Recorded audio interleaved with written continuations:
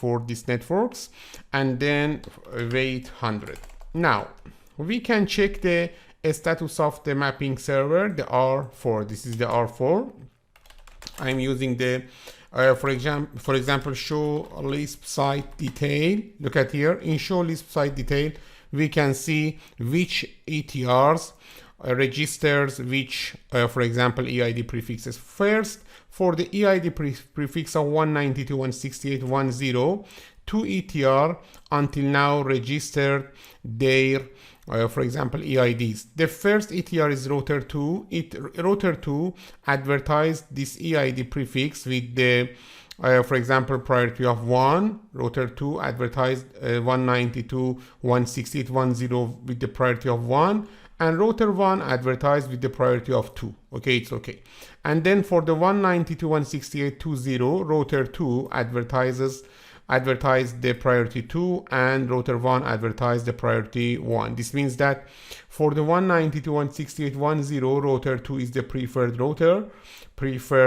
ETR, and also for the 192.168.20, router 1 is the preferred ETR. Okay, now let's go to the router 2 first, router 3. In the router 3 first, we should clear the mapping cache. Clear IP, for example, LISP map cache, show IP LISP map cache. Now we don't have any entry except of the quad 0/0 in the map cache table. Let me to check the, for example, connectivity from the VPC 3 to VPC 1. We expect that traffic to the VPC 1 to the 192.168.110 should be sent from the router 2. Why? Because the router 2 is the preferred router. Let me to show you here the path. First, using the ping command 192.168.110. After some timeout, we will have connectivity. Yes, we have connectivity now.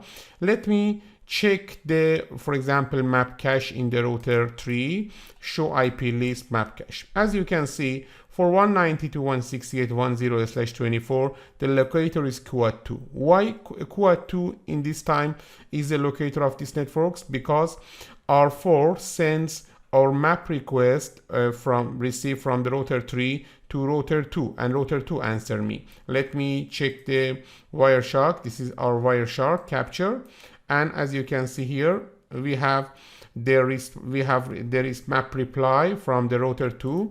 We advertise the map request, and now this is the map reply from the router 2 to the quad 3, as you can see here, and because of that, we send traffic from the router 2. We can also use the trace route command from the VPC 3, trace 192.168, for example 110. Look at here.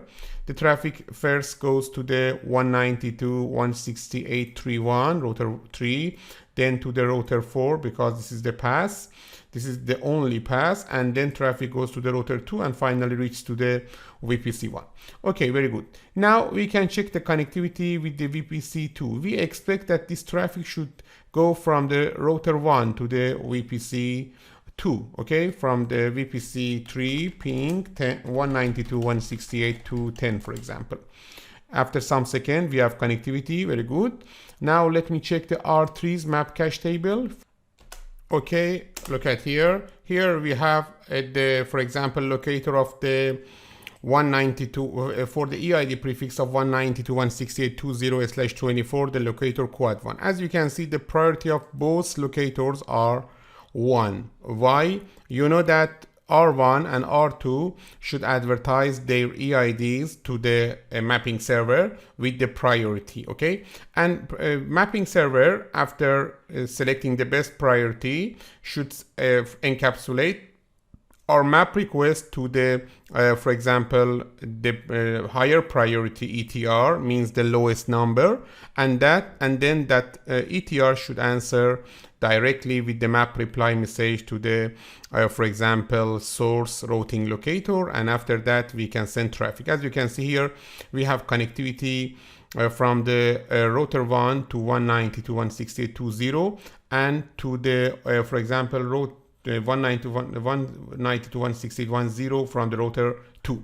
Okay, and also don't forget, if for example, we miss the R1 or the R1 fails, okay, the R2 advertises 192.168.1.0 with the priority of 1 and 192.168.2.0 with the priority of 2. Because of that, R2 can give us the R look for reaching these two networks. And here we have both of the, for example, load balancing and also fault tolerance. This is the function of the priority. You can use the priority to prefer one of these ETRs to reach to for example, LISP site 1. And why we call it ingress traffic engineering? Because with the priority in the R1 and R2, we can define which of these two routers, or for example, multiple routers, is the router for ingressing, for entering the traffic to this LISP site. Because of that, we call this feature ingress traffic engineering with the priority. Okay, don't forget, the lowest priority in LISP is the best priority. Then we also have wait. What is the wait and what is the wait function? Look at here. If you configure R1 and R2 for advertising different priority, okay, wait doesn't work. This means that, for example, as this example, we sent 192.168.1.0 with the priority of 2 from the ETR1 and 192.168.1.0 with the /24 with the priority of 1 from the ETR2. This means that please, the best routes is the ETR2. That's it. And wait doesn't work. But in some cases, for example, we advertise both of these 192.168.1.0 with the same priority, for example, with the priority of 1. Now we have two paths, okay, where two paths for the same network for the 192.168.1.0, and R3 can use both of these paths. Okay, and for example, R4 as a mapping server, maybe to R3 sends one of these ETRs, okay, and for other routers send another ETR, okay. For example, assume that here we have another ETR, and for that ETR, R1 answer, and for the R3, R2 answers, okay. This means load balancing. You can use the wait to load share according to the weight configured for the, for example, this 2 ETR. Look at here.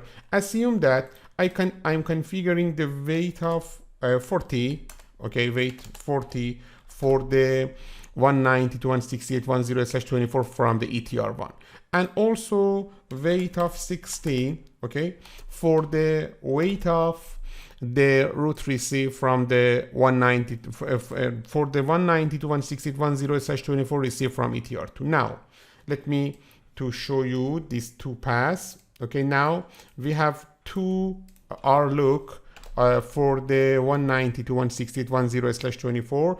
The first received from the quad 1 with the priority of 1 and weight of 40, okay. The second received from the R look of quad 2, again with the same priority, priority 1. The priority number is not important. The priority should be same.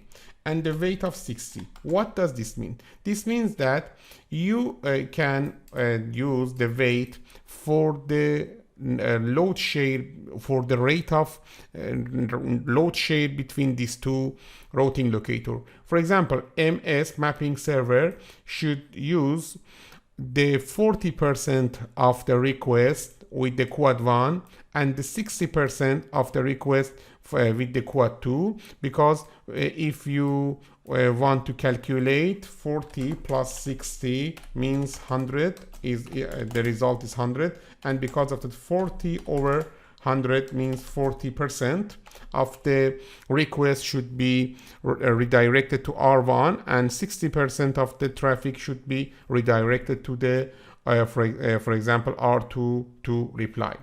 And maybe, for example, we have 3 routers. Let me to show you. XTR1 with the priority 1 for a pass and weight of the 20.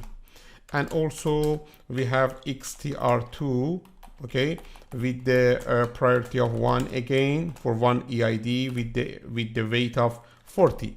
And also we have XTR tree. Okay,